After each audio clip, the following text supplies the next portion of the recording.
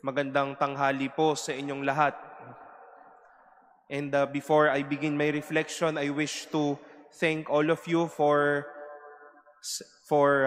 sparing your time for me and for the other members of the Clergy of Manila as we entered our retreat last week. And be assured as well that we were one with you in our prayers, most especially those days that we were hit badly by Karina.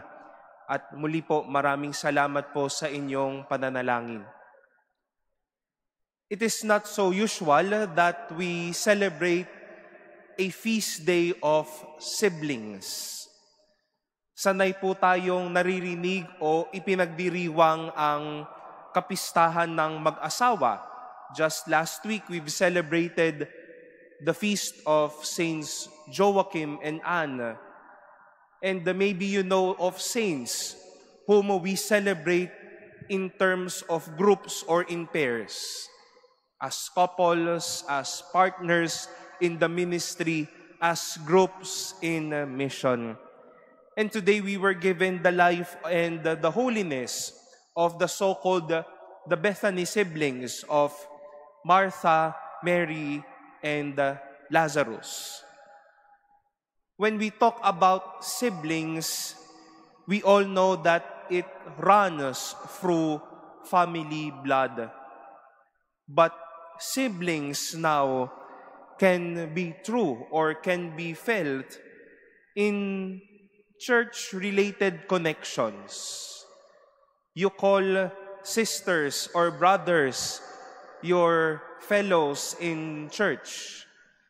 Maybe you call sis or bro your school, your office-related connections. You build a sibling connection wherever we go. Lumalaki po ang pagkakapatiran sa buhay na ito dahil lumalaki din ang pangangailangan natin sa buhay na ito. Madami tayong kinikilalang kapatid dahil madami at malalim ang pangangailangan natin sa buhay na ito.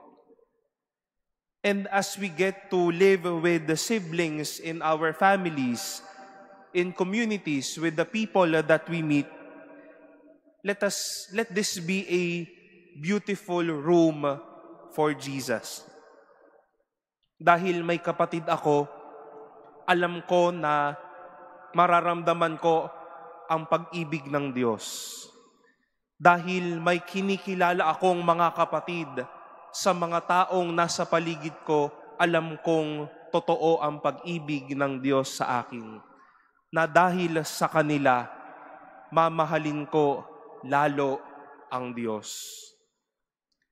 I myself would be proud of having a sibling of my one and only brother who also celebrates his birthday today. Siblings around me, from my brother priests, from the staff and servants of the cathedral or wherever I go, confident, lay faithful.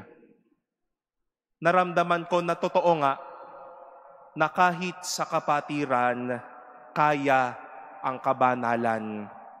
Kahit sa pagkakapatiran, more than sharing realities of life, sharing our goods, sharing our resources, we also share and experience the blessings of the Lord. My dear brothers and sisters, we thank the Lord for your sibling or for the many siblings that you appreciate and acknowledge wherever you are. May we not only enjoy sibling life as a sharing of our life's resources, but more so, to make our sibling life a memory of the Lord and an experience of Jesus having a room in our life.